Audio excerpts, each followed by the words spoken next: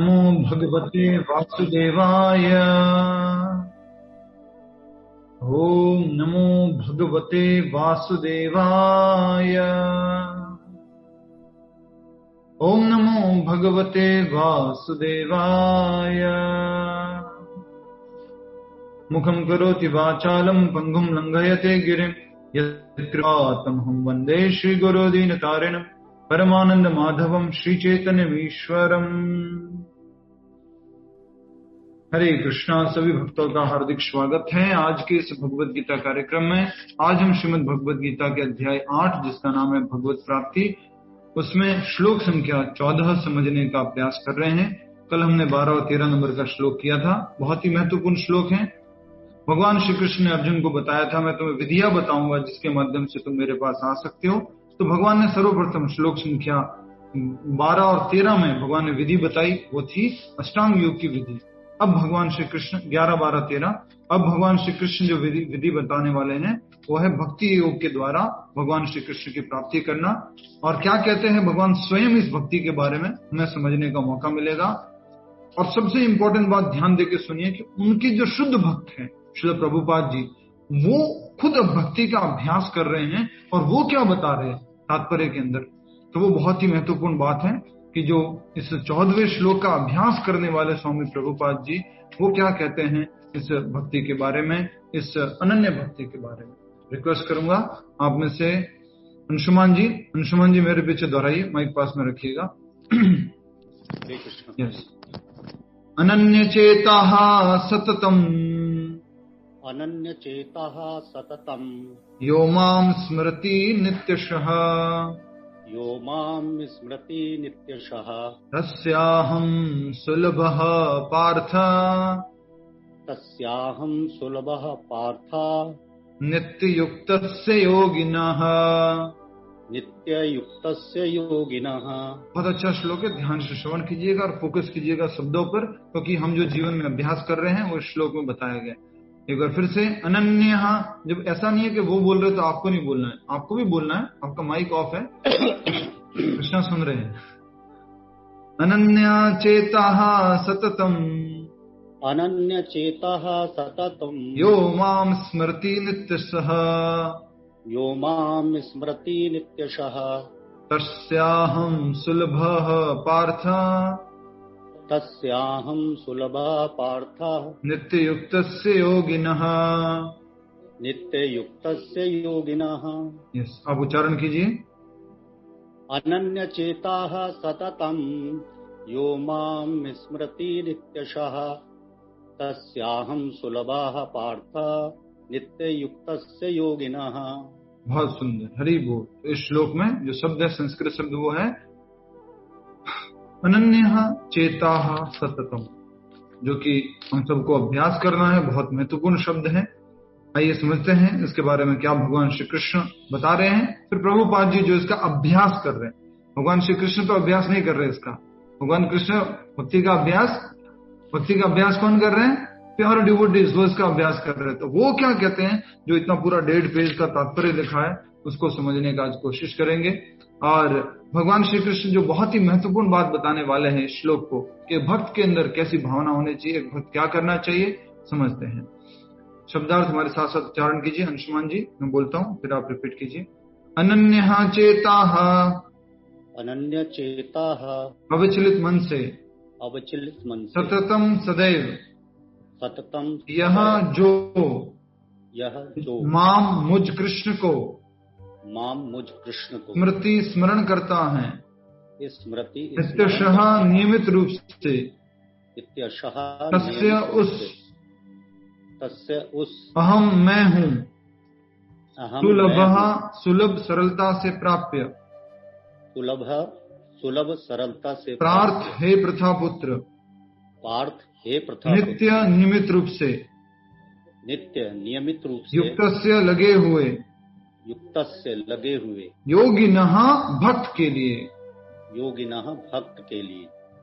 बहुत सुंदर श्लोक है, मतलब भाव भरा है, साथ ही साथ अनुवाद बहुत अच्छा बता रहे प्रभुपाद जी। तो अनुवाद एक बार रिपीट कीजिए अंशुमान जी। हे अर्जुन, जो अनन्य भाव से जो अनन्य भाव से निरंतर मेरा स्मरण करता है, निरंतर मेरा स्मरण करता है, उसके लिए मैं सुलभ हूँ, उसके लिए मैं सुलभ हूँ, क्योंकि वह मेरी भक्ति में प्रवृत्त रहता है। क्योंकि वह मेरी भक्ति में प्रवृत्त रहता है। बहुत सुंदर, हरि बोल। तो दो बातें बताई गई हैं। सबसे पहले तो गोल बता दिया। गोल लक्ष्य क्या है? मैं सरल हूं, मुझे प्राप्त करना सरल है। किसके लिए? जो क्या करता है? अनन्य चेता सततम, अपने चेतना को हमेशा 24 आवर सततम सदैव मुझ में लगा के रखता है। ये कहां बोला है कि मुझ में? माम स्मृति नित्यशः, भगवान कह रहे माम। सोचो, भगवान ने तो बोल दिया मेरी चेतना को, अपनी चेतना को मुझ में लगाओ, उसका अभ्यास हमें करना है। ऐसा नहीं भगवान वो भी करेंगे, देखो तुम्हारी चेतना है, उसको मैं अब मेरे अंदर लगा रहा हूं। जस्ट अदरवाइज मत लीजिएगा। अभी जब ये क्लास लेने के लिए आ रहे थे, तो क्लास लेने से पहले हमने जहां पर आए वो उनसे पूछा कि गीता जी की क्लास होने वाली है, आप भी आ जाइए, थोड़ा सा हमारे साथ बैठ जाइए, गीता की क्लास अटेंड कर लीजिए। मेरे लिए तो यही गीता है जो भी स्टॉक मार्केट चल रहा है। मैं तो भी इसी को समझूंगा अच्छे से। फिर उन्होंने कुछ श्लोक बोला जो नए 7.14 है, जिसमें बोलते हैं कि जो मेरी शरण में आता है वो इसे माया को पार कर जाता है। तो मैंने कहा वही तो बोल रहा हूं, आओ भगवान की शरण में पार कर जाओगे। नहीं नहीं, अभी तो मुझे माया को देखना है, जाल को देखना है, जाल कैसा है। तो ये माया जाल ऐसा है, कोई भक्त आके भी बुलाता भी है तो वो बाहर नहीं निकला जाता, बहुत मुश्किल है। देखिए जनरली अगर किसी के घर जाए, ऑफिस जाए, कुछ करे तो व्यक्ति क्या करेगा? ठीक है आप जो कहेंगे वो करता हूँ, बैठ जाता हूँ आपके साथ, कुछ करता हूँ। लेकिन माया जाल कितना ज्यादा उसको क्या करेगा? पकड़ के रखता है। वो खुद ही बोल रहे थे कि मैं इस माया को और अच्छे से देख लेता हूँ, बाद में देख लेंगे भक्ति। तो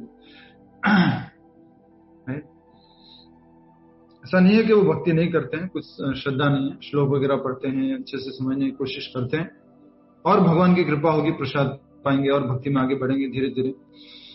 तो यही हम कहने की कोशिश कर रहे थे कि स्मरण किसका करना है? नित्य सह। उनसे मैंने पूछा था, लास्ट टाइम घर गया था, बोला कभी मैं 3:30 बजे भी उठता हूं तो मोबाइल में चेक करता हूं कि कॉन्टैक्ट में क्या चल रहा है। यो माम स्मृति नित्य सह, भगवान बोल रहे माम स्मृति, मुझे स्मरण करो। पर हम सब लोग किसका स्मरण करते रहते हैं? कोई किसी ने कहीं इन्वेस्टमेंट कर रखी तो उसका स्मरण करते रहते, बिजनेस का स्मरण करते रहते, किसी फ्रेंड रिलेटिव किसी का स्मरण करते रहते, किसी न किसी कोई किसी भी प्रकार का स्मरण चलता है। भगवान कह रहे मेरा स्मरण करो, नित्यशः, हमेशा करो। फिर क्या करे? तस्याहम, तस्य मतलब उसको, अहम मतलब मैं, सुलभ, बहुत सुलभ, उस व्यक्ति को मैं सुलभता से प्राप्त हो सकता हूं। सोचो कितना ज्यादा हम इजीली जो भी हम जिसमें भी हमारी आसक्ति है उसको याद कर लेते हैं। स्टॉक मार्केट हो गया या कपड़ा हो गया, कुछ भी, मतलब इस तरह से उसको हम याद कर लेते हैं। लेकिन भगवान को याद करने में हम अपनी रुचि अभी तक लगाए नहीं। जब हम रुचि लगाएंगे तो ऑटोमेटिकली हम क्या होगा? भगवान का ही स्मरण आएगा। कभी डर लग जाए, रात को कुछ प्रॉब्लम हो जाए तो एकदम से क्या आएगा? नमस्ते नरसिम्हाया, तुरंत याद आएगा। इसके लिए भगवान में क्या होना है? दृढ़ श्रद्धा होनी, दृढ़ विश्वास होना है। प्रहलाद महाराज क्या बोलते हैं? अवश्य रक्षी भय कृष्ण, हे विश्वास पालना। कृष्ण रक्षा करेंगे, इस विश्वास को पालन करके रखना। ठीक है, श्लोक पे आइए फिर से। हे अर्जुन, जो अनन्य भाव से, अनन्य चेता सततम, जो अनन्य भाव से निरंतर मेरा स्मरण करता है, मेरा स्मरण करता है। भगवान बोल रहे हैं मेरा स्मरण करते हैं। भगवान, पैसा भी तो आपका ही है, हम आपका ही तो स्मरण करते हैं। राइट?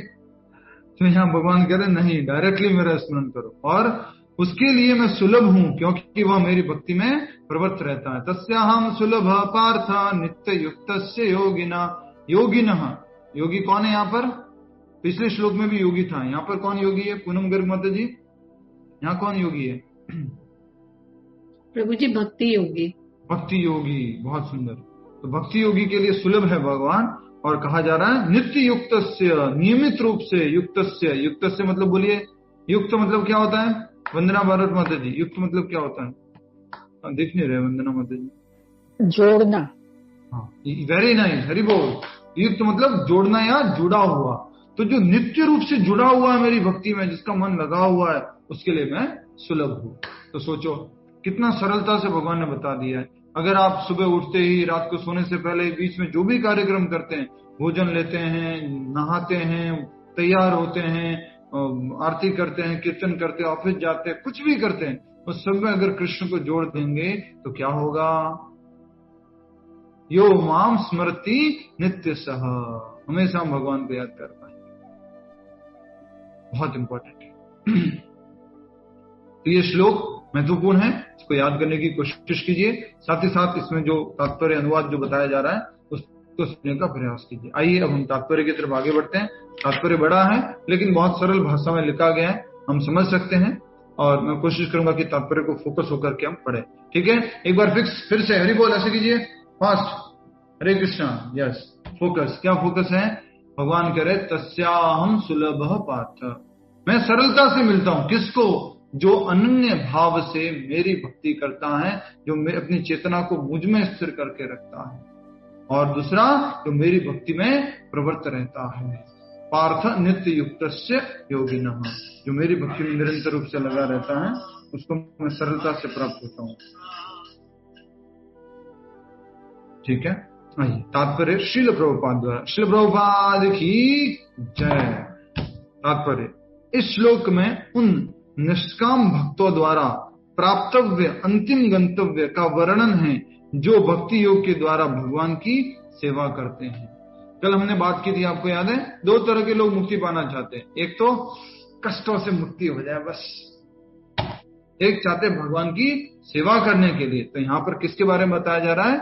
जो भगवान की सेवा करना चाहते हैं। बहुत इंपॉर्टेंट श्लोक है थोड़ा सा, क्योंकि ये हमें जो करना है ना अपने जीवन में, वो इस श्लोक में लिखा हुआ है। इसको इस तरह से मत लीजिए कि मैं एक भगवत गीता पढ़ रहा हूं, उसका एक श्लोक है, उसको समझने की कोशिश कर रहा हूं। नहीं, आप खुद ही बोलते रहते ना बार बार, जब भी भगवत गीता की क्लास से शुरू हुई थी, practical application, practical application, practical application आ गया ना, प्रैक्टिकल एप्लीकेशन आ गया। प्रैक्टिकल एप्लीकेशन क्या है उसको समझने का प्रयास कर रहे हैं। ठीक है, इस श्लोक में उन निष्काम मतलब समझ गए ना, कोई इच्छा नहीं है उनकी, ये भी इच्छा नहीं है कि मैं इस भौतिक जगत से बंधन से खुद के स्वार्थ के लिए बाहर निकल जाऊं, खुद के स्वार्थ के लिए बाहर निकल जाऊं, ऐसे भी उनकी इच्छा नहीं है। भक्तों द्वारा प्राप्तव्य अंतिम गंतव्य का वर्णन है जो भक्ति योग के द्वारा भगवान की सेवा करते हैं। तो अंतिम गंतव्य क्या है? स्वाति जी, भक्ति जो करते हैं भगवान की, उनका अंतिम गंतव्य क्या है? कोशिश कीजिए अच्छे से समझ के उत्तर देना। यस, भगवान को प्राप्त करना। बिल्कुल, और थोड़ा सा और क्लियर कीजिए। कैसे? उत्तर सही है, और थोड़ा क्लियरिटी चाहिए। भक्त क्या करेगा? भगवान की भक्ति करेगा। भगवान की भक्ति करना, सेवा करना। भक्त का ये उद्देश्य नहीं है बस मुक्ति मिल जाए आराम से। और कृष्णा क्या हाल चाल है आपके? मैं तो बड़ा ठीक हूँ, मटेरियल वर्ल्ड से आया हूँ अभी बहुत दिनों बाद सफरिंग करके। बहुत सफरिंग हो गई थी, इतना क्यों तड़पाते थे आप मेरे को? जल्दी बुला लेते हैं। प्रभु जी, अभी भी कभी भी ऐसा कुछ होता है तो भगवान से ऐसे बात करने में मजा आता है, अच्छा लगता है कि जैसे दोस्त है या कुछ भी, मतलब कभी गुस्सा है तो गुस्से से या ऐसे कुछ, सब कुछ भगवान से कनेक्ट करके रखना। अरे कृष्णा, मैंने इतना गुस्सा क्यों किया? पहले ही मुझे बता देते गुस्सा नहीं करना, याद क्यों नहीं दिलाया आपने? राइट, मैं परेशान था उस टाइम, आप मुझे जल्दी से थोड़ा कुछ बोल देते, चैंटिंग कर ले, याद दिला देते। ठीक है, आगे बढ़ते हैं। तो जो अंतिम गंतव्य है वो है सेवा करना, उसको बोलते हैं प्रेममयी सेवा। ठीक है, अब उस प्रेममयी की सेवा तक पहुंचने के लिए हमें क्या करना पड़ेगा? साधना भक्ति। प्रेममयी सेवा तक पहुंचने के लिए क्या करना होगा? साधना भक्ति। ऐसा नहीं है पहुंचना तो प्रेम के स्तर पर है, साधना वाधना क्या है? प्रेम करो ना कृष्णा से, आज से ही प्रेम करो। नहीं, प्रेम तो आएगा जब साधना का अभ्यास करते करते प्रेम आएगा। साधना अभ्यास नहीं छोड़ना है, नहीं तो वो आर्टिफिशियल हो जाएगा। ठीक है, बनावटी हो जाएगा जो प्रेम है। पिछले श्लोकों में 4 प्रकार के भक्तों का वर्णन हुआ। पिछले श्लोकों में मतलब पिछले अध्याय में कौन कौन से थे? आर्थ, जिज्ञासु, अर्थार्थी और ज्ञानी। इसकी मेन हेडिंग क्या है? सुचि गुप्ता माता जी, ये 4 लोगों को क्या बोला जाता है? मेन हेडिंग कोशिश कीजिए। 4 प्रकार के लोग जो भगवान को समर्पण नहीं करते थे उनको क्या बोलते हैं, और 4 प्रकार के लोग जो भगवान को समर्पण करते हैं उनको क्या बोलते हैं। माइक अनम्यूट कीजिए, बोलिए।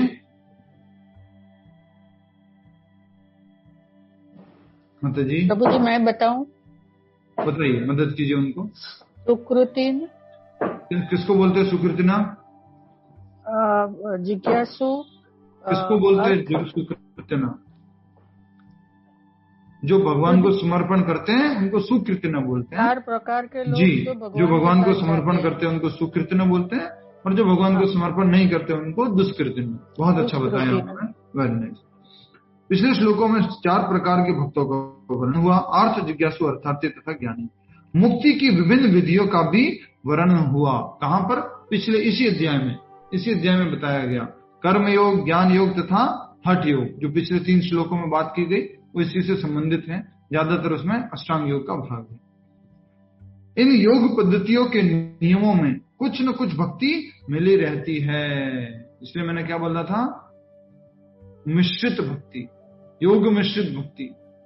तो इसलिए क्या कहा गया है, इन सब नियमों में कुछ न कुछ भक्ति तो मिली रहती है। कर्म भी करेगा, ज्ञान भी करेगा, हठ योग भी करेगा, लक्ष्य कौन रहेगा? भगवान श्री कृष्ण। इसलिए भक्ति तो मिश्रित है। लेकिन इस श्लोक में शुद्ध भक्ति योग का वर्णन है जिसमें ज्ञान, कर्म तथा हठ का मिश्रण नहीं होता। ये श्लोक कैसा है? शुद्ध भक्ति का वर्णन करना। इसलिए याद कीजिए, आप सभी लोग फास्ट याद कीजिए। पहले 8वें अध्याय के पहले श्लोक में भगवान ने, प्रभुपाद जी ने लिखा था तात्पर्य में, इस अध्याय में आपको कर्म योग, अलग अलग योगों के बारे में और फिर शुद्ध भक्ति योग के बारे में भी बताया जाएगा। तो वो श्लोक ही 14वें नंबर का। तो इन योग पद्धतियों के नियमों में कुछ न कुछ भक्ति मिली रहती है, लेकिन इस श्लोक में शुद्ध भक्ति योग का वर्णन है जिसमें ज्ञान, कर्म या हठ का मिश्रण नहीं है। जो इस श्लोक में भक्ति बताई गई है वो कैसी है? शुद्ध भक्ति, मिश्रित भक्ति नहीं है। कर्म मिश्र या ज्ञान मिश्र या हठ मिश्र भक्ति नहीं है। कैसी भक्ति है? एक बार सभी लोग माइक अनम्यूट करके एक बार बोल दिए फास्ट। कौन सी भक्ति बताई गई है? सब लोग।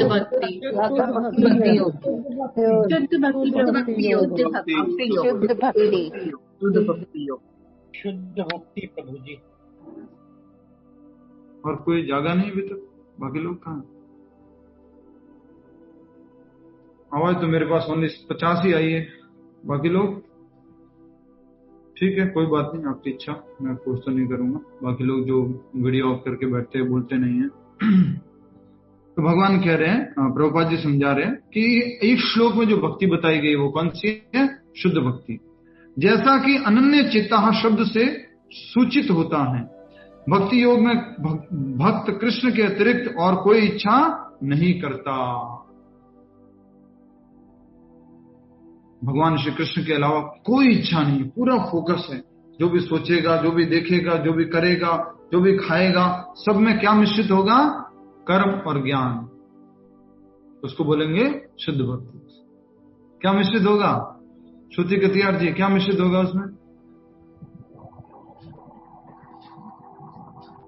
कृष्णा, भगवान कृष्ण मिश्रित होंगे। हर एक का लक्ष्य भगवान श्री कृष्ण होंगे, तो वो क्या हो जाएगी? शुद्ध भक्ति।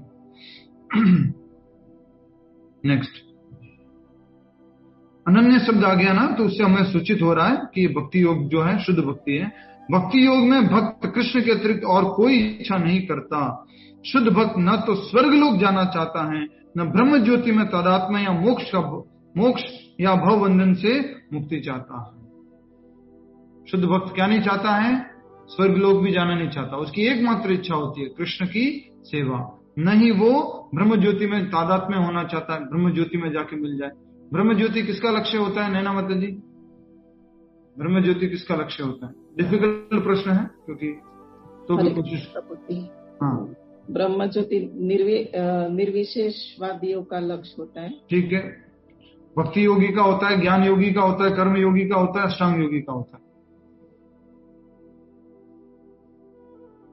जी प्रभु जी, समझी नहीं मैं। भक्ति योगी का लक्ष्य होता है निराकार ब्रह्म, या अष्टांग योगी का होता है, या ज्ञान योगी का होता है, किसका होता है?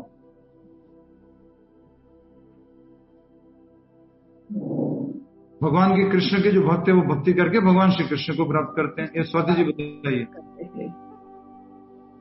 प्रभु जी, भक्ति योगी के अलावा सबका ये होता है ब्रह्म ज्योत में लीन होना, मतलब अष्टांग योग का होता है, अष्टांग योगी का। प्रभु ज्ञान योग।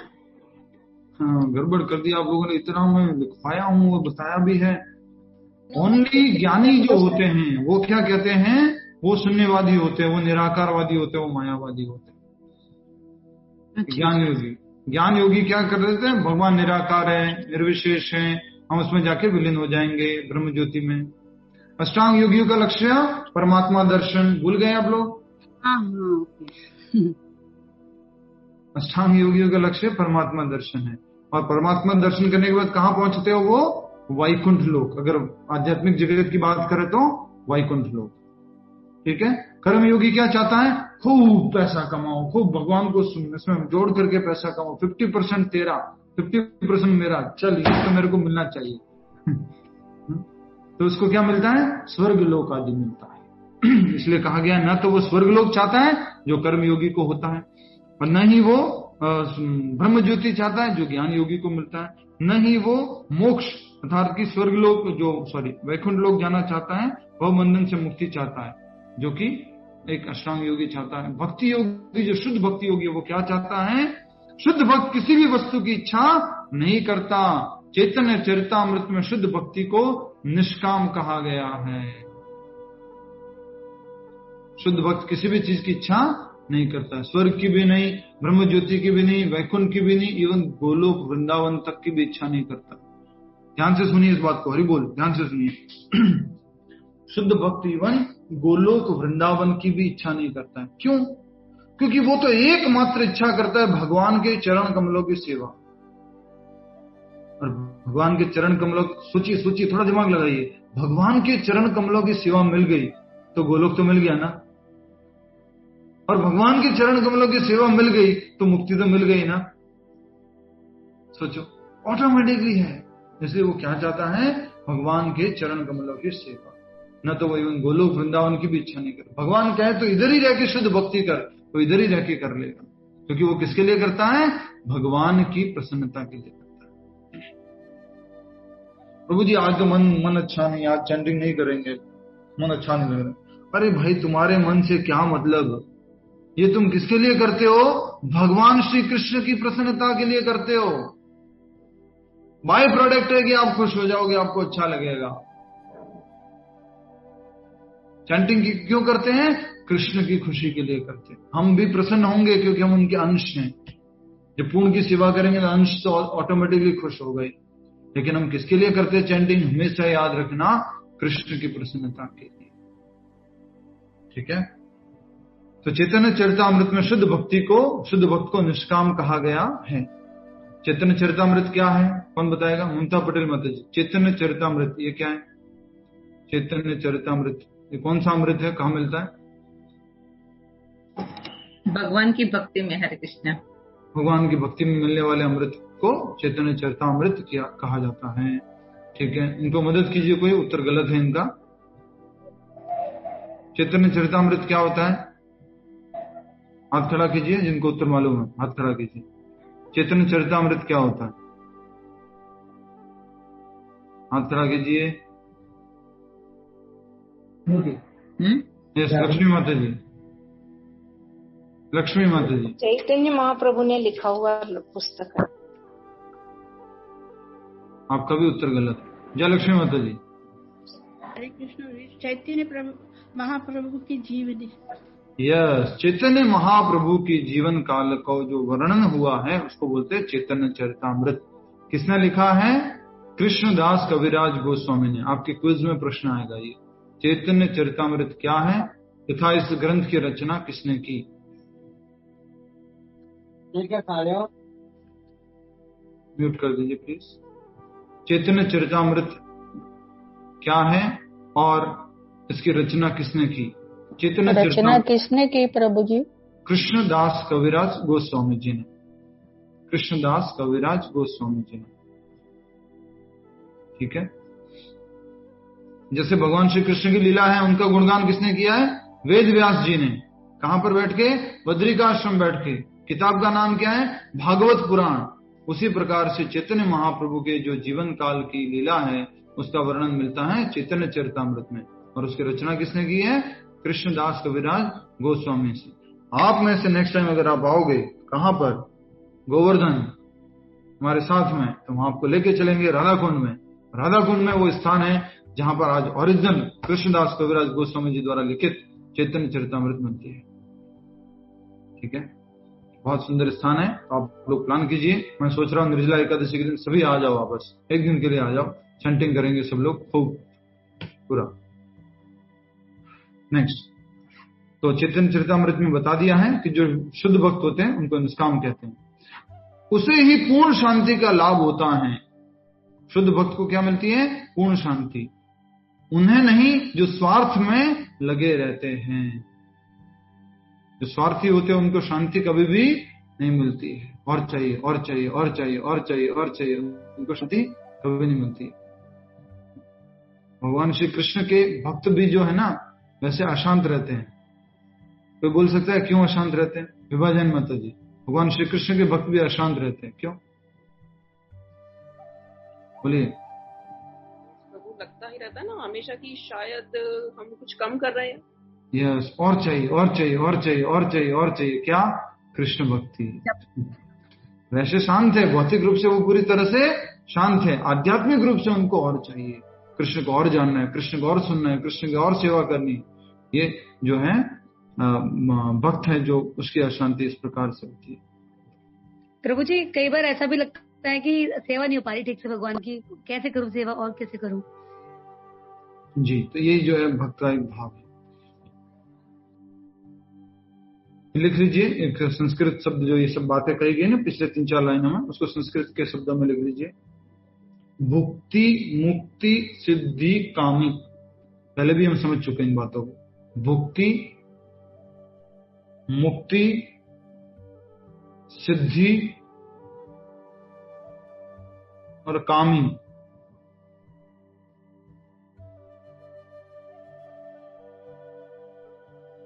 भुक्ति मुक्ति सिद्धि कामी सकले अशांत, सकले अशांत।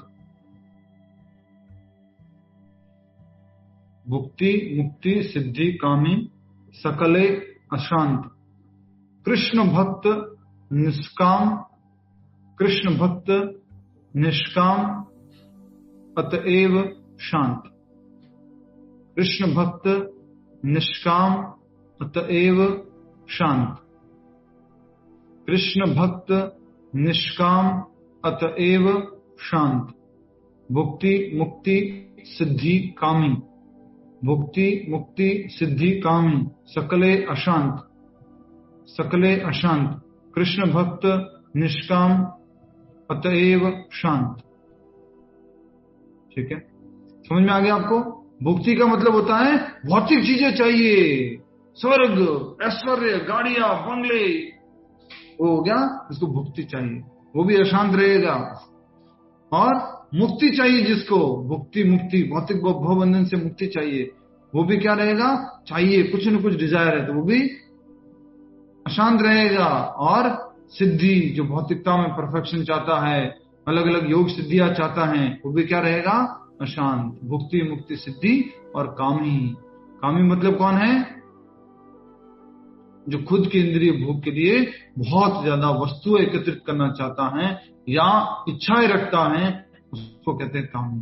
तो भुक्ति मुक्ति सिद्धि और कामी शकले अशांत। सब लोग क्या रहते हैं? अशांत रहते हैं। क्यों? क्योंकि कुछ ना कुछ तो चाहिए। किसी को मुक्ति चाहिए, किसी को भुक्ति चाहिए, किसी को क्या कहते हैं भौतिक इच्छाएं पूरी करने को चाहिए। सब लोग अशांत रहते हैं। कृष्ण भक्त निष्काम अतएव शांत। भगवान श्री कृष्ण का भक्त क्या है? निष्काम है, अतएव वो शांत रहता है। यही बात यहाँ पर कही गई है जो अनुवाद के द्वारा लिखी गई है। प्रभु जी, सिद्धि के लिए क्या बताया गया है? भौतिक सिद्धियां, अनिमा लगिमा प्राप्ति असिता वसिता, छोटे से छोटा बन जाना, बड़ा से बड़ा बन जाना, हल्का से हल्का बन जाना, भारी से भारी बन जाना, ये सिद्धियां। तो ये अष्टांग योगी का होता लक्ष्य। भुक्ति मुक्ति सिद्धि कामी सकले अशांत, कृष्ण भक्त निष्काम अतएव शांत। यही लिखा हुआ है। एक और जहां ज्ञान योगी, कर्म योगी, हठ योगी अपना अपना स्वार्थ रहता है, का अपना अपना स्वार्थ रहता है, वही पूर्ण भक्त भगवान को प्रसन्न करने के अतिरिक्त अन्य कोई इच्छा नहीं होती। यदि वो शुद्ध भक्त की इच्छा क्या होती है, देख लीजिए प्रश्न, शुद्ध भक्त की इच्छा क्या होती है? शुद्ध भक्त की इच्छा क्या होती है? उत्तर है मात्र कृष्ण की प्रसन्नता, निष्काम सेवा, भगवान की निष्काम नहीं, मात्र कृष्ण की प्रसन्नता। आपका उत्तर सही है, लेकिन जो यहां पर शब्द में उपयोग करने वो ये, मात्र कृष्ण की प्रसन्नता। कहानी बता दूं, बहुत दिन हो गए, ये इसको पूरा करो जी, कहानी बता दी।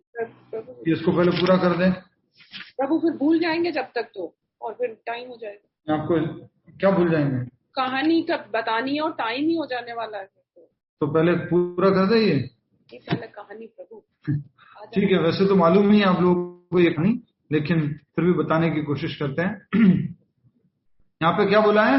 कृष्ण भक्त निष्काम, कृष्ण भक्त की कोई इच्छा नहीं रहती है, कोई कामना नहीं रहती है, अतएव शांत, वो हमेशा शांत रहता है। तो क्या मतलब है इसका? जैसा कि आप जानते हैं गोकुल में, नंदगांव में बहुत सारे ब्राह्मण लोग थे और उनकी कौन थी? पत्नियां। वो ब्राह्मण लोग क्या कर रहे थे? बड़े बड़े यज्ञ कर रहे थे, बड़े बड़े यज्ञ कर रहे थे। और उसी समय भगवान श्री कृष्ण एक लीला रचते हैं और कहते हैं, ध्यान से सुनिएगा, वैसे तो ये बहुत ही मतलब मुझे आप पौना घंटा 1 घंटा देंगे तो बता पाऊंगा अच्छे से, और फिर आप लास्ट में बहुत ही भावुक हो जाएंगे, लेकिन अभी थोड़ा जल्दी जल्दी बताना है तो उस हिसाब से बताते हैं। तो भगवान श्री कृष्ण एक लीला रचते हैं और क्या अपने आप को क्या कर देते हैं? बीमार कर देते हैं, खुद ही भगवान श्री कृष्ण, और बोलते हैं नंद बाबा मेरे को सर दुख रो है, मेरा सर दर्द कर रहा है। यशोदा मैया को चिंता लग जाती है, हाँ कान्हा तुम्हारा सर दर्द कर रहा है, क्या हुआ? वेद जी को बुलाओ। वेद जी आ गए, वेद जी नाड़ी देख रहे हैं, टेस्ट कर रहे हैं, 1 बार 2 बार, क्या हो गया? मेरा नाड़ी चेक करने का तरीका फेल हो गया क्या? कुछ मिल तो रहा नहीं, और ये बोल रहा है सर दर्द कर रहा है। तो दर्द कर रहा था क्या? सर दर्द कर रहा था? नहीं कर रहा था। 1 मिनट, चार्जिंग प्रॉब्लम है, मुझसे लगा के नहीं, उनका सर दर्द नहीं कर रहा था। अच्छा, इसके लिए कहावत है, कोई बता सकता है? सोने और जागने से संबंधित कुछ कहावत है, कोई बता सकता है? क्या कहावत है इससे संबंधित? जो सोया, हाँ, जागने वाला को उठा नहीं सकता। जो खोए जागे जो है वो खोवत है, जो जागत है वो पावत है। जुदा ने देखा, जो सो रहा है तो उसको तो उठा भी सकते हो, लेकिन जो सोने का नाटक कर रहा है उसको थोड़ा ना उठा सकते हो। One who is pretending to sleep you can not waking up, लेकिन जो स्लीप हो रहा है, ऑलरेडी सो रहा है, उसको तो उठा सकते हो, उठ जाओ। अब भगवान श्री कृष्ण के सर दर्द तो कर नहीं रहा था, लेकिन बोले जा रहे हैं मेरा सर दर्द कर रहा है, सर दर्द। वेद जी सबको चेक कर लिया, अब क्या दवाई दे, कुछ तो आ नहीं रहा है। सारा स्कैनिंग कर लिया, सिटी स्कैन भी कर लिया, सब कुछ कर लिया, लेकिन कुछ नहीं आ रहा है कृष्ण के। तो क्या करें? तो सब परेशान हो गए। उसी समय कौन आते हैं वहां पर? नारायण नारायण, नारद मुनि आते हैं। प्रभु जी, भगवान जी क्या हो गया? आप कैसे ऐसे क्या कर रहे हो? कौन सी लीला चल रही है आपकी? बोले नारद जी एक काम करो, अगर आप चाहते हो कि मैं ठीक हो जाऊं तो मेरे जो भक्त लोग हैं, जो मेरी सेवा पूजा भक्ति करते हैं, उनके चरणों की रज लेके आओ। शॉर्ट में बता रहा हूँ, बहुत सारा मैं थोड़ा एकदम क्रीम बता रहा हूँ, बाकी बहुत सारी चीजें अच्छे से इसमें एक्सप्रेशन के साथ बताया जा सकता है। तो मेरे जो भक्त लोग हैं, मेरे जो भक्ति करते पूजा करते हैं, उनकी रज लेके आओ, चरणों की रज। ध्यान से सुनिएगा, वो तुम मेरे माथे पे लगाओगे तो मेरा सर दर्द गायब हो जाएगा। भाई ये चरणों की रज कौन सा दवाई है क्या जो सर पे लगा ली तो बाम है? कौन सा है ये, इससे ठीक हो जाएगा? तो अल्टीमेटली क्या था? भगवान श्री कृष्ण क्या कर रहे थे? सभी लोग परीक्षा ले रहे थे, नाटक कर रहे थे। परीक्षा कहाँ गई? नाटक कर रहे थे, परीक्षा किसी और की ले रहे हैं, वो देखेंगे हम। तो नाटक कर रहे थे भगवान। तो अब नारद मुनि गए उन सारे ब्राह्मणों के पास जो बड़े बड़े भगवान की प्रसन्नता के लिए यज्ञ कर रहे थे, पूजन कर रहे थे, और वो जाके बोलते हैं कि देखिए सभी ब्राह्मणों से निवेदन है मेरा कि कृपया करके अपने चरणों की थोड़ी थोड़ी धूल दे दीजिए। बोले क्या हुआ? बोले कृष्ण बीमार है, कृष्ण का सर दर्द कर रहा है। अच्छा, कृष्ण का सर दर्द कर रहा है, क्या करना है बताओ? नहीं, आप कुछ दवाई वाई तो बस छोड़िए, अब आप अपने चरणों की थोड़ी सी धूल दे दीजिए, चरण धूली दे दीजिए। तब चरण धूली की बात हुई तो ये क्या बोलते हैं मालूम है? ये ब्राह्मण लोग बोलते हैं, नारद मुनि हमें नरक नहीं जाना, कृष्ण के सिर पे अगर हमारे चरणों की धूल लग जाएगी तो क्या होगा? ये तो अपराध हो जाएगा। वो भगवान, लीला पुरुषोत्तम परम भगवान, और हमारे चरणों की धूल उन पर लगेगी तो पाप हो जाएगा। इसलिए घर पे भी हम ध्यान रखते हैं, हाथ धोते हैं कभी कुछ सेवा करने से पहले। नीचे जमीन पे टच हुआ तो प्रभुपाद जी वाला डायलॉग याद है, वॉश योर हैंड, राइट? तो इसलिए हम पवित्रता का ध्यान रखते हैं। अब क्या होता है, नारद मुनि जो है घूम घाम के वापस भगवान कृष्ण के पास जाते। देखिए कृष्णा, मैं तो जाके आ गया, किसी ने चरणों की धूल दी नहीं है, सब लोग सोचते हैं कि नरक चले जाएंगे ये। तो भगवान कृष्ण बोलते हैं, अच्छा एक बात बताओ, किसके पास गए थे? मैं तो बोले ब्राह्मणों के पास गया था जो आपकी पूजा भक्ति यज्ञ करते रहते हैं। अच्छा, तुम वहां की जो गोपिकाएं हैं, उनकी पत्नियां हैं, ब्रज वधुएं जो हैं, उनके पास गए थे क्या? बोले नहीं, उनके पास तो नहीं गया। तो तुम उनकी पत्नियों के पास जाओ, गोपिकाओं के पास जाओ, ब्रज वधुओं के पास जाओ। तो जाते हैं नारद मुनि ब्रज वधुओं के पास। ब्रज वधुएं मान लीजिए वो गोपिकाएं जो उनकी ब्राह्मणों की पत्नियां, कुछ कोई खाना बना रही थी, कोई खाने का बर्तन हाथ में रखी थी, कोई अपने पति जो यज्ञ कर रहे हैं उनके लिए सामग्री तैयार कर रही थी, कोई हाथ में दूध का घड़ा, कोई दही का घड़ा, कुछ सर पे कुछ लेके जा रही थी। उनसे जाकर के नारद मुनि बोलते हैं, गोपिकाओं आपके लिए एक बात थी। बोले क्या हुआ?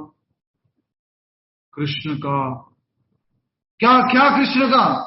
कृष्ण का क्या? क्या हुआ कृष्ण को? कृष्ण का क्या? बोलो ना। कृष्ण का सिर दर्द कर रहा है।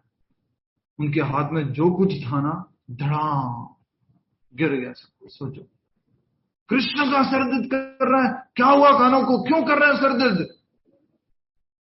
बोलो वेद जी ने सब कुछ चेक कर लिया है लेकिन कुछ मालूम नहीं पड़ा है, तो क्या कर सकते हैं हम, बताओ। बोले कृष्ण ने बोला है कि मेरे भक्तों की थोड़ी सी चरण धूली लाके अगर मेरे सर पे लगा दोगे तो मेरा सर दर्द ठीक हो जाएगा। गोपिका क्या करती है मालूम है? लो कितना चाहिए लेके जाओ, भर भर के देते, ये ले जाओ, ये ले जाओ, ये ले जाओ। नारद मुनि बोलते रुको, तुम्हारे पति लोगों को भी मैंने पूछा था, उन्होंने क्या बोला मालूम है? शास्त्र पढ़े उन्होंने सब कुछ, और उनके बाद बोलते नहीं, अगर चरणों पे, अगर तुम्हारे चरणों की धूल अगर कृष्ण के सिर पे लग गई तो ये पाना तप्त स्वरूप में कुंभी पाका नरक में जाओगे। कौन से नरक में जाओगे मालूम नहीं। गोपिका क्या बोलते हैं, अरे शास्त्र की बात बाद में बोलना नारद मुनि, अभी आप जाओ धूल लेके। हमें नहीं मालूम शास्त्र क्या बोलते हैं, हमें नहीं मालूम हमारे साथ क्या होगा, हम कौन से नरक में जाएंगे, हमारा शरीर कौन सा, मेरा कुछ मतलब नहीं है। ये शुद्ध भक्ति का लक्षण है, और वो क्या है?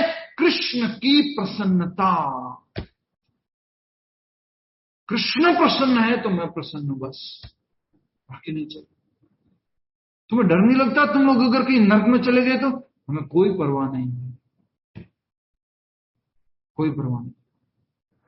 कृष्ण प्रसन्न होने चाहिए, ये टॉप मोस्ट भक्ति है। वो आज आप आज मत ट्राई कर लेना, ठीक है? अभी हम साधना भक्ति के लेवल पर। प्रभुपाद जी इतना ट्रबल लिए, सब कुछ लिए, क्या था? कृष्ण की प्रसन्नता। 38 दिन का माल भाग जहाज, सोच के देखो एक बार। हम अभी बद्रीनाथ यात्रा पर गए थे, सड़क थी, वो 4-5 घंटे की जर्नी, उसमें ही हरी बोल, थोड़ा रोक दो, थोड़ा नींबू पानी, थोड़ा कुछ ले लेते हैं, थोड़ा ठीक हो जाएगा, चक्कर आ रहे। प्रभुपाद जी को सी सिकनेस हुआ, उनको वॉमिटिंग हुआ, उसको प्रभुपाद जी को हार्ट अटैक आया, सोचिए। लेकिन क्या था? गुरु और कृष्ण की प्रसन्नता। जी गर्मी कितना है, फिर चाहिए ना नींबू पानी? तो बिल्कुल चाहिए, मैं मना नहीं कर रहा, हम लोग को तो चाहिए, हम लोग को तो नींबू पानी भी चाहिए, जलजीरा भी चाहिए, थोड़ा सा। आप तो फिर बोल रहे थे प्रभु जी बस में एसी भी बंद हो रहा था, तो फिर वो तो बहुत कठिन है। वो बस तो छोड़ दिया था हमने, बस बड़ा परेशान कर रहे थे, उस बस को तो छोड़ दिया हमने, फिर नया वो गाड़ी लिया था, उसमें ओपन एसी था तो वो ठीक था। कल बात बता रहे थे, बीच में रह गई थी। तो हम ये बात कर रहे थे कि जो भगवान का शुद्ध भक्त होता है उसकी क्या इच्छा होती है? Only and only and only Krishna की प्रसन्नता। अभी हम उस स्तर पर नहीं है। अगर मान लीजिए अभी हम एक गृहिणी है, एक पत्नी है, तो शायद हमारे घर में अपने बच्चों की प्रसन्नता वो भी एक चीज है, अपने पति की प्रसन्नता, या अपने अगर आप मैन हैं तो आपके पत्नी की प्रसन्नता, अपने बच्चों की प्रसन्नता, अपने माता पिता की प्रसन्नता, वो भी एक अभी भूमिका निभाता है।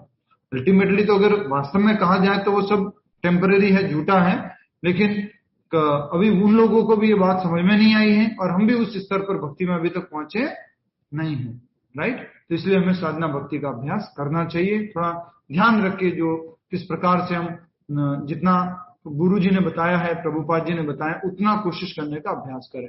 16 माला का जप करना, मंगला आरती, दर्शनार्थी, गुरु पूजा, भगवान को भोग लगाया हुआ प्रसाद पाना, 7 दिन में 15 दिन में एक बार मंदिर जाना, सेवा करना, ये काम भी करेंगे तो भी हम धीरे धीरे आगे बढ़ जाएंगे। ये शुद्ध भक्ति का लक्षण है। ठीक है? अभी हम लोग जो इच्छा करते हैं गोलोक वृंदावन, क्या वो गलत है? बिल्कुल गलत नहीं है। अभी जो हमारी स्थिति है उसके अनुसार हमारे ऐसी इच्छा ही करनी चाहिए। लेकिन जब हम शुद्ध बन जाएंगे तो गोलोक वृंदावन जाने की जरूरत क्या अलग से? इधर ही रहकर स्तुति कर रहा हूं ना, भगवान अगर चाहेंगे तो मैं इधर ही कर लूंगा। राइट? वो शुद्ध भक्त का लेवल होता है। अतः भगवान कहते हैं कि जो एक निष्ठ भाव से उनकी भक्ति में लगा रहता है उसे वे सरलता से प्राप्त होते हैं। पूरा फोकस होकर के, एकाग्र होकर के जो भगवान की भक्ति में लगा रहता है, भगवान कह रहे हैं कि वो मुझे सरलता से प्राप्त होते हैं, इजीली वो मेरे पास आ जाते हैं। पर भगवान को इजीली प्राप्त करने के लिए हमें क्या करना पड़ेगा? थोड़ा डिफिकल्ट काम करना पड़ेगा। और डिफिकल्ट काम क्या है? इस माइंड को भगवान के नाम में फिक्स करना बड़ा मुश्किल है, बड़ा मुश्किल है। सुबह सुबह जब आज हम 10 साल से जब कर रहे हैं, 10 से ज्यादा हो गए, 12 साल 13 साल हो गए जब करते हुए, एक ही अभी तक सॉल्यूशन मिला है कि सुबह सुबह जब कर लोगे तो माइंड थोड़ा ठीक रहेगा, फोकस रहेगा।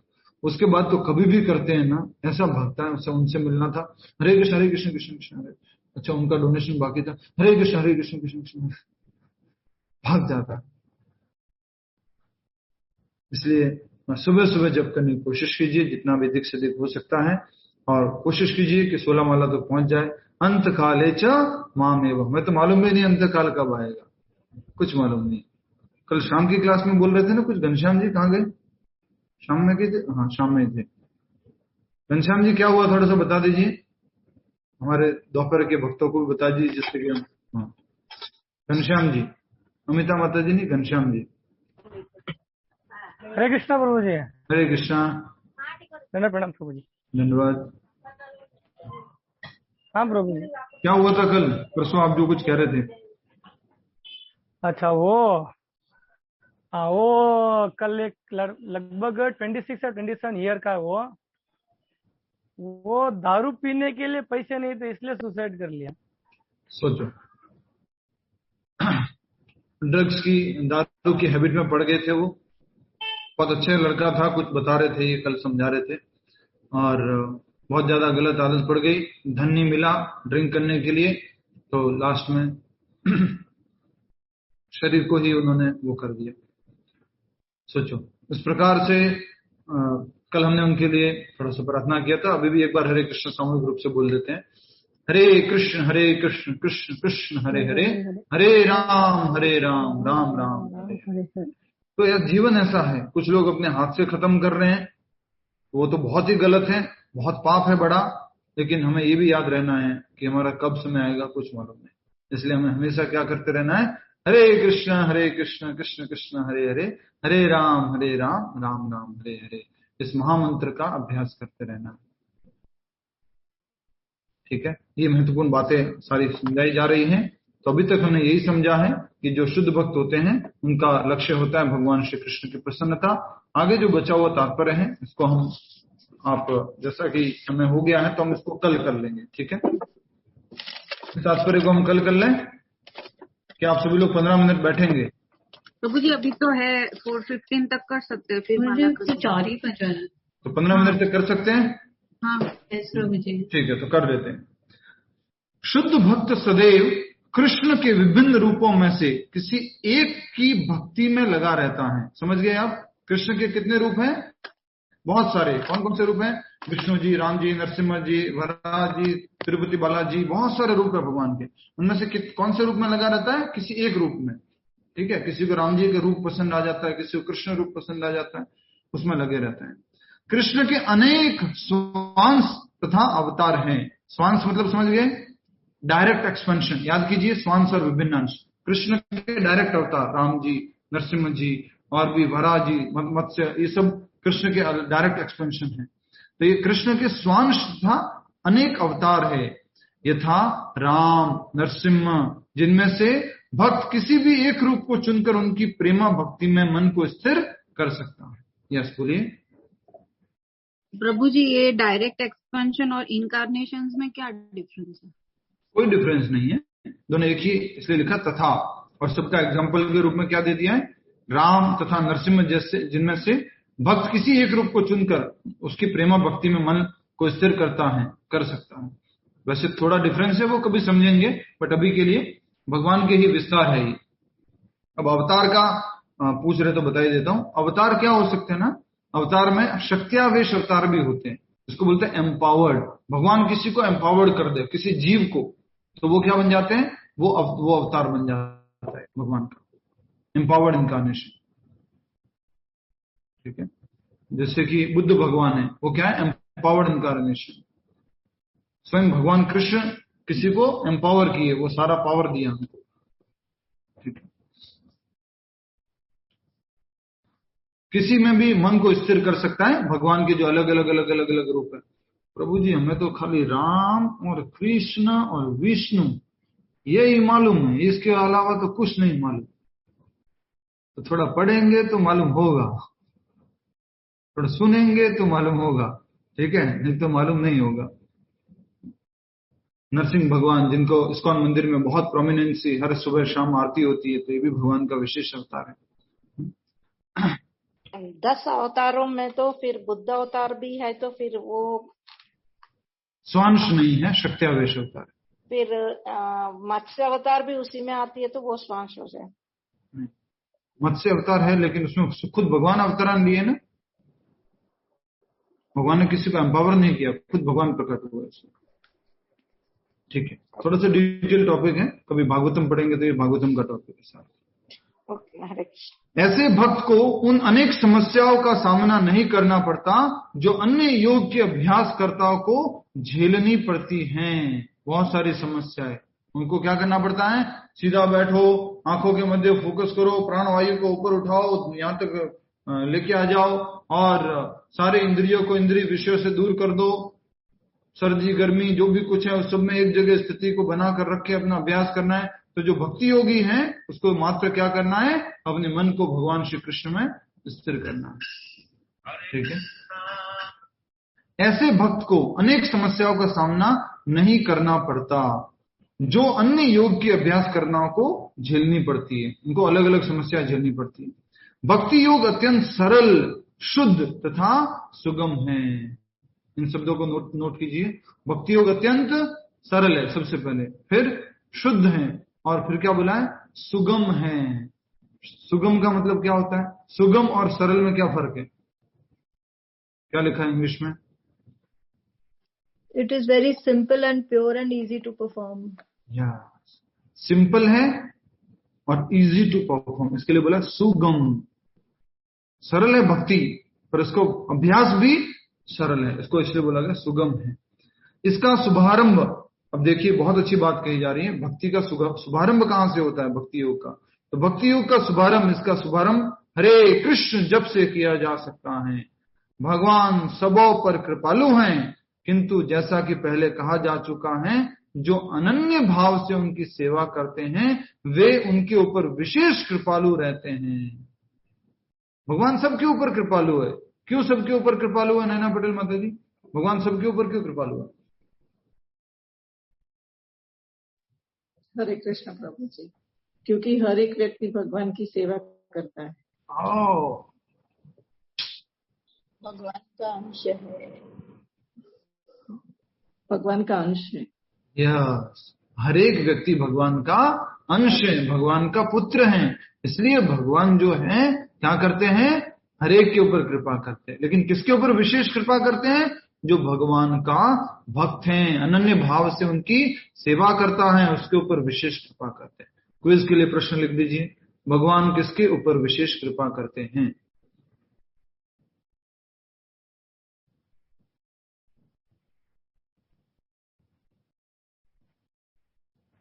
भगवान किसके ऊपर विशेष कृपा करते हैं? उत्तर में लिखिए, भगवान सबके ऊपर कृपा करते हैं। भगवान सबके ऊपर कृपा करते हैं, भगवान कृष्ण।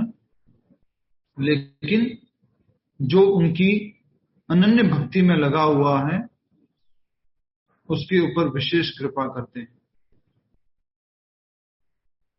जो उनकी अनन्य भक्ति में लगा हुआ है उसके ऊपर विशेष कृपा करते हैं। भगवान सबके ऊपर कृपा करते हैं, लेकिन जो उनकी अनन्य भक्ति में लगा हुआ है उसके ऊपर विशेष कृपा करते हैं। भक्ति योग का शुभारंभ कहां से होता है? हरे कृष्ण के जाप से। आगे बढ़े, हरी झंडी दे दीजिए, यस और नो, सभी लोग बोलिए। चले आगे बढ़े, लिख दिया? ठीक है। भगवान सबों पर कृपालु हैं, किंतु जैसा कि पहले कहा जा चुका है, जो अनन्य भाव से उनकी सेवा करते हैं वे उनके ऊपर विशेष कृपालु रहते हैं। भगवान ऐसे भक्तों की सहायता अनेक प्रकार से करते हैं, जैसा कि वेदों में कठोपनिषद में कहा गया है, यमेवेश वृणुते तेन लभ्यस्तशेष आत्मा विवृणुते तनुम स्वाम। जिसने पूरी तरह से भगवान की शरण ले ली है और जो उनकी भक्ति में लगा हुआ है वही भगवान को यथारूप में समझ सकता है। तथा गीता में भी 10वें अध्याय के 10वें श्लोक में कहा गया है, ददामि बुद्धि योगम तम। ऐसे भक्त को भगवान पर्याप्त बुद्धि प्रदान करते हैं जिससे वह उनके भगवत धाम में प्रवेश कर सके, भगवत धाम को प्राप्त कर सकते हैं। यहाँ कहा गया है कि भगवान का धाम प्राप्त करेगा कौन? भगवान का एक शुद्ध भक्त। कैसे प्राप्त करेगा? इसके लिए बोला जा रहा है, ददामि बुद्धि योगम तम। कौन बुद्धि देगा उनको? स्वयं भगवान ही बुद्धि देंगे, जिससे वो भगवान के धाम आ जाए। शुद्ध भक्त, ये क्या होती है? भगवान की विशेष कृपा। समझ में आया आपको? ये भगवान की क्या है? विशेष कृपा। जब भगवान उसको अलग से बुद्धि देते हैं तो मेरा स्मरण कर, मेरे पास आ। इसलिए कहा गया है कि जिसने पूरी तरह से भगवान की शरण ले ली है और जो उनकी भक्ति में लगा हुआ है वही भगवान को यथारूप में समझ सकता है। तथा गीता में भी कहा गया, ददामि बुद्धि योगम तम। ऐसे भक्त को भगवान पर्याप्त बुद्धि प्रदान करते हैं जिससे वह उन्हें भगवत धाम में प्राप्त कर सके। भगवान बुद्धि देते हैं जिससे कि वो भगवान के धाम जा सके। आइए अगले 5 मिनट और हैं, अच्छे से समझ लेते हैं। सरल सरल बातें कही गई है, इनको हम समझ लेते हैं। समझ में आ गया? इस पैराग्राफ में, पूरे सेकंड पैराग्राफ में क्या कहा गया था? भगवान कृष्ण के एक रूप में अपने मन को स्थित करना है और भगवान अपने शुद्ध भक्त पर विशेष कृपा करते हैं। सबके ऊपर कृपा करते हैं, अपने शुद्ध भक्त पर विशेष कृपा करते हैं। और वो विशेष कृपा क्या है? भगवान उसको बुद्धि प्रदान करते हैं जिसके वो उनका स्मरण कर सके। ममता माता जी, ध्यान कैठे अच्छे, क्या बोलेंगे? क्या अच्छे?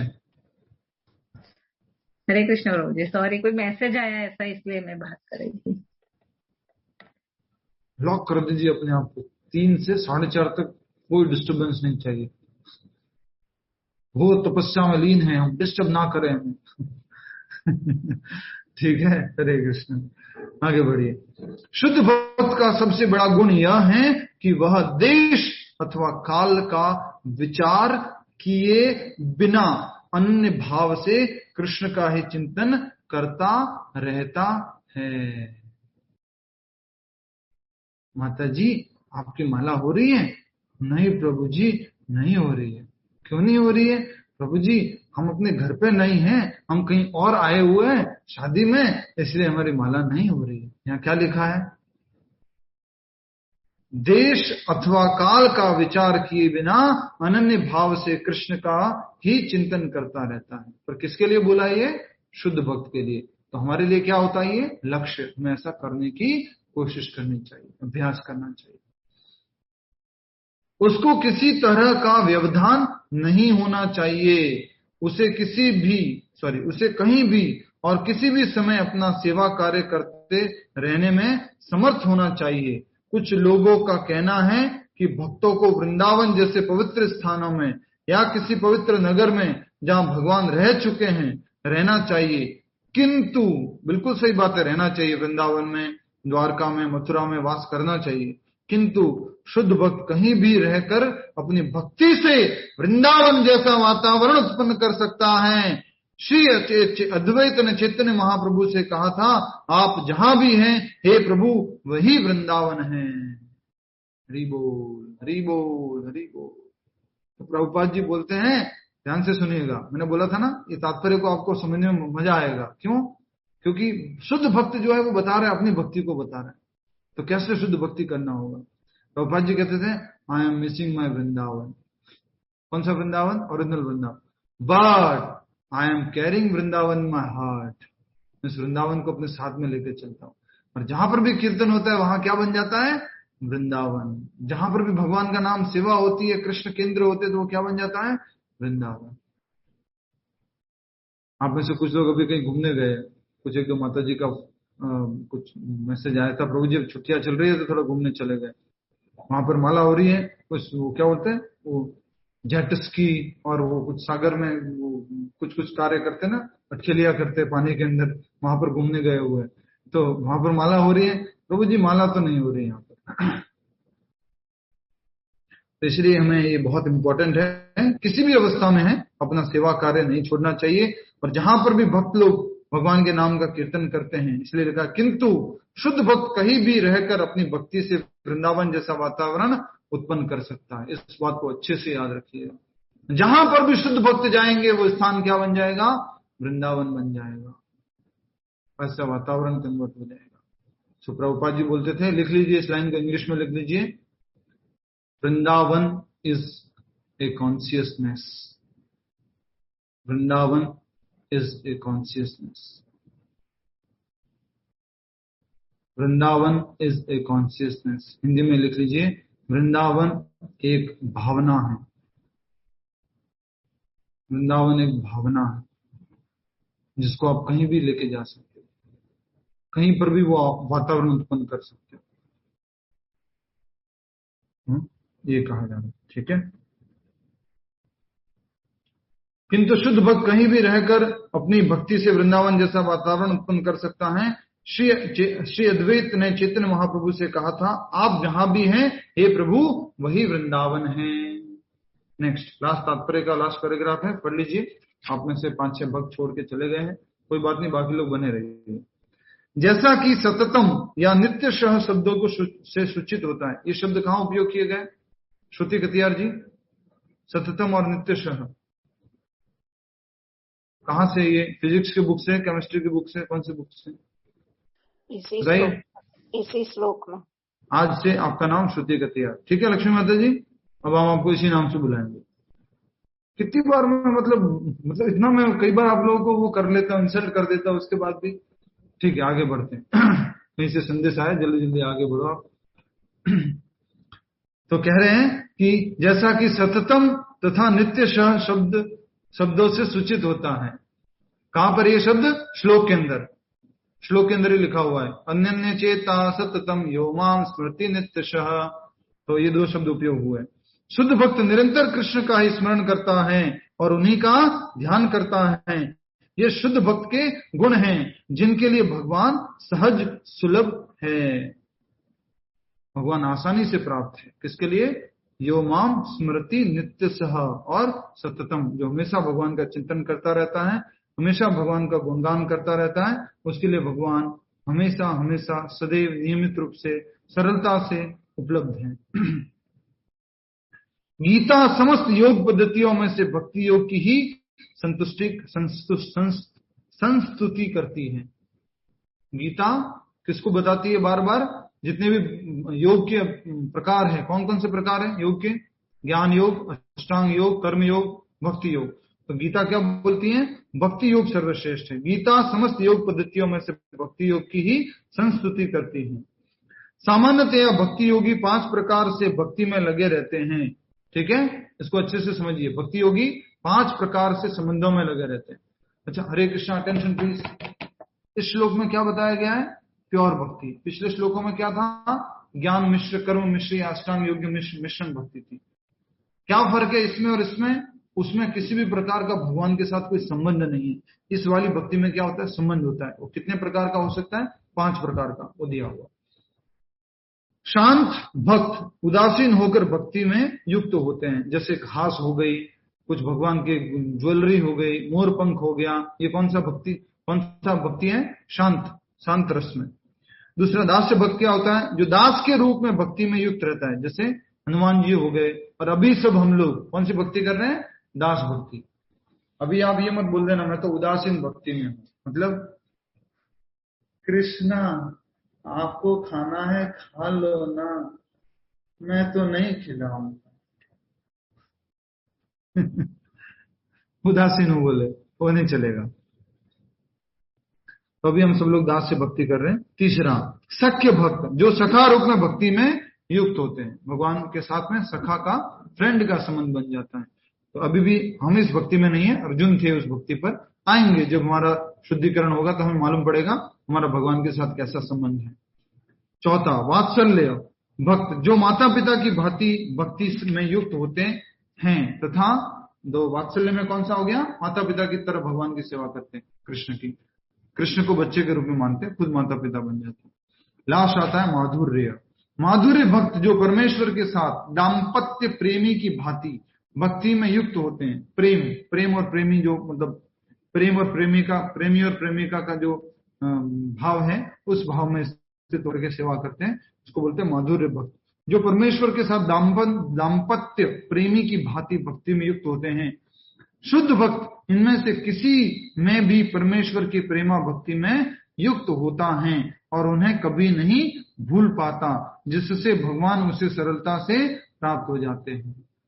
इसके लिए बोला है शुद्ध भक्तों के लिए। कल को ये मत बोलना कि गीता में लिखा हुआ था इसलिए हमने कृष्ण को फ्रेंड बना लिया है। खाना तो खा ले यार, मत खा, ठीक है नहीं खिलाएंगे फिर। नहीं, अभी किस भाव में सेवा करना है? दास्य भाव में सेवा करना है। ठीक है। प्रभु जी मैंने तो है ना कृष्ण को है ना अपने बालक के रूप में सेवा करती हूँ। कभी कभी वो जो है ना खाना खाने मना करता है ना, एक थप्पड़ लगा लेती हूँ। ज्यादा भक्ति अभी नहीं चाहिए, अभी दास्य भाव में रहिए। ठीक है। मैं तो खूब डांटती हूँ मेरे कान्हा को। प्रभु जी आपको मालूम नहीं है, मैंने खूब डांटा मेरे कान्हा को, बहुत डांटती हूँ मैं तो अभी उस स्तर पर नहीं है अभी। ठीक है। जिस प्रकार शुद्ध भक्त क्षण भर के लिए भी भगवान को नहीं भूलता, उसी प्रकार भगवान भी अपने शुद्ध भक्त को क्षण भर के लिए भी नहीं भूलते। भगवान भी अपने भक्त को कभी भी नहीं भूलते हैं। ये आप जो प्रश्न पूछ रहे थे उसका उत्तर यहाँ पर है। अगर अंत समय में भगवान को भूल गए तो भगवान कभी भी नहीं भूलेंगे। इसलिए क्या कहा गया है? हरे कृष्ण कृष्ण कृष्ण हरे हरे, हरे राम राम राम हरे हरे। इस महामंत्र के कीर्तन की कृष्ण भावना भावित विधि का यही सबसे बड़ा आशीर्वाद है। सबसे बड़ा आशीर्वाद क्या है? कि हम हमेशा कृष्ण का स्मरण कर पाएंगे। और वो कैसे? हरे कृष्ण महामंत्र का जप करके। ये भगवान का विशेष आशीर्वाद है, सबसे बड़ा आशीर्वाद है कि हम कलयुग में जो भगवान ने नाम रूप में अवतार लिया है, उन भगवान को नाम जप करके उनको स्मरण कर पाते। और क्या तरीका है आपके पास? सोचो, और कोई तरीका नहीं है। हरे कृष्ण कृष्ण कृष्ण हरे हरे, हरे राम राम राम हरे, वही याद करते। ना तो बरतर उपाय और कोई उपाय नहीं। ठीक है। आइए अब हम सब लोग माला जप शुरू कर